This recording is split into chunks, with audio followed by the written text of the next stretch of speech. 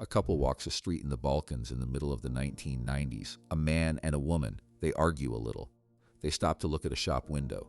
They are not tourists. They are not lovers. They are American, and they are memorizing a doorway. A guard rotation, the angle of a camera, the number of steps from the curb to the entrance. By the time the assault force ever touches that building, these two will be 1,000 miles gone, and the men who kicked the door will be acting on what this couple saw with their own eyes. They are Delta Force, but they are not the part of Delta you think you know. The famous part of this unit, the door kickers, the snipers, the men the public pictures when they hear the word Delta, almost never move first. Someone moves before them. And the someone is a compartment that even other operators inside the unit are not cleared to ask about. If you want the missions the official record buried, subscribe to War Code. This is one of them. Here is what most documentaries get wrong. They treat Delta Force as one thing, a team, a brotherhood of shooters who all do roughly the same job. That is not how the unit is built, and the men who built it would tell you the distinction is the whole point. Delta was activated on the 19th of November, 1977, under a Green Beret colonel named Charles Beckwith, and when he built it, he did not build a single squad of supermen. He built a machine with separate, walled-off parts, where the man who pulls the trigger and the man who finds the target may never speak. That wall has a name inside the community. It is called compartmentation, and the deepest compartment in the unit is the one this video is about. It is the eyes, the element that sees the target first in civilian clothes, with no rifle in sight. The public has 100 names for it, and gets almost all of them wrong. The truth is documented, and it is stranger and quieter than the lore. Beckwith did not pull the design out of thin air. He took it from the British. As an exchange officer overseas in the early 1960s, he served alongside the regiment that modern special operations everywhere is descended from, deep in the jungles of Malaya, and he watched how they worked. They did not field battalions. They fielded tiny teams that went in quiet, gathered their own intelligence, and hit with surgical force. He came back to the United States and spent the better part of a decade arguing for the same thing against an army that did not want it. He won the argument the hard way after years, and the unit he finally stood up in 1977 carried that British logic in its bones. Small teams, their own eyes, their own intelligence gathered firsthand. That last piece is the piece everyone forgets, and it is the piece this video is about. Start with the shape of the unit, because the shape is where the secret hides. Delta is organized into 4 assault squadrons. The community calls them Sabre Squadrons. They are lettered A, B, C, and D. C Squadron stood up around 1990. D Squadron came later in 2006. Inside each of those 4 squadrons sit 3 troops. Now listen closely, because this is the line almost every breathless account skips over. 2 of those 3 troops are assault troops. The door kickers, the men in the helmets and the plate carriers. But the 3rd troop is not an assault troop at all. The 3rd troop is a reconnaissance and sniper troop, and inside Delta, that is not a consolation prize. It is the opposite. An operator does not start there. He earns his way in. A man arrives at the unit, survives selection, survives the 6-month course, and is placed in an assault troop. Then, after he has proven himself with a rifle and a breaching charge, the most experienced and the most disciplined of them get pulled out of the assault role and moved into reconnaissance. The Resi troop is where the unit puts the men it trusts the most. Think about what that says. The part of Delta the public never pictures is the part Delta itself treats as the senior seat at the table. And the rest troop is not even the deepest part. It is just the first wall. Because beyond the 4 Sabre squadrons and their snipers, Delta fields a separate element built for something the assaulters cannot do. The men who kick doors are spectacular at violence.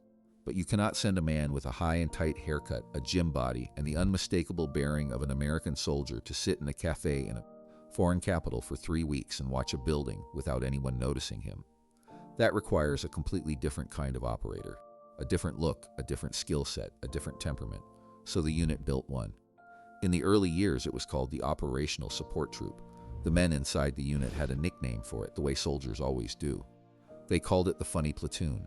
And the Funny Platoon was the in-house intelligence arm of Delta Force, not borrowed analysts from another agency, not liaisons. Delta's own people, trained to gather intelligence with their own eyes on the ground before the shooting unit ever leaves home. That little troop did not stay little. Over the years it grew until it was the size of an entire squadron, and it took a letter of its own. G Squadron. And G Squadron does the thing that wins the fight before the fight starts. The community calls it Advanced Force Operations. In plain language, it means going in early, long before the assault force boards a helicopter. An element from G Squadron is already in the target country, in civilian clothes, living a cover story, walking past the objective, sitting near it, eating dinner across the street from it, learning everything. How many guards, when they change, where the cameras point and where they do not. Which window is the bedroom, how thick the door is, whether the floor is concrete or wood. The assaulters get all of that handed to them before they ever see the place, because someone from this quiet squadron stood there first and counted. Delta is not alone in this, and that is its own kind of proof. The Navy's Tier 1 element, the unit the public calls DevGru, is built the same way, with its own dedicated reconnaissance and surveillance squadron that goes in ahead of the shooters. Two of the most elite forces in the United States arrived at the same conclusion independently. The trigger puller is not the tip of the spear. He is the last few inches of it. The shaft is the eyes that came first, when two separate units that guard their secrets this jealously both decide. The quiet element is the one they cannot do without, that tells you everything about which job actually wins. This is the part most people watching cannot quite believe, so here it is plainly. The most dangerous job in Delta Force may not be the man on the door. It may be the man or the woman sitting unarmed in a hostile city, with no backup within reach, holding a cover story together for weeks, knowing that if the story cracks, there is no rescue force coming, because the rescue force has not even been told where they are. That is the compartment. That is the wall. The assaulters know the target. They do not always know how the unit came to know the target, and they are not supposed to ask. It helps to know what these operators are actually trained in, because it is not what the public assumes. The 6-month course every Delta operator passes is famous for marksmanship and breaching and demolitions, and all of that is real. But the same course teaches tradecraft, espionage skills, how to run a surveillance route and how to spot one being run on you, advanced driving, how to build and hold a cover identity, executive protection. The unit does not just train men to win a gunfight. It trains them to disappear, to follow, to watch, and to lie convincingly for a living. The men and women who go on to the Recitroop and the Advanced Force element take that foundation and sharpen it into the only weapon they carry into the field, which is the ability to be no one in particular, a gray figure in a crowd. The most expensive skill the unit teaches is the one that makes you forgettable. If you have made it this far, you are already one of us. Cadets get every video 24 hours early and a badge in the comments. The link is below. Now about that word, woman, because this is where the documented record gets genuinely surprising and where the lore gets genuinely stupid. The funny platoon, and later G Squadron, is documented to employ women, real ones, trained ones, and the reason is pure cold logic. Two men sitting in a parked car outside a building for 6 hours look like surveillance, because that is exactly what they are. A man and a woman walking arm in arm, stopping to argue, laughing, looking in shop windows, sitting down for a long dinner, look like a couple, and nobody watches a couple. The unit figured this out the hard way, and it did not figure it out first.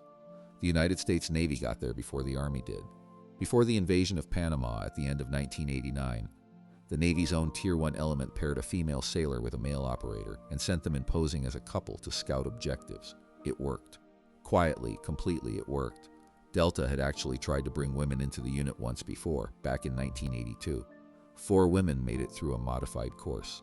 The effort fell apart, not because the women failed, but because of friction inside the unit.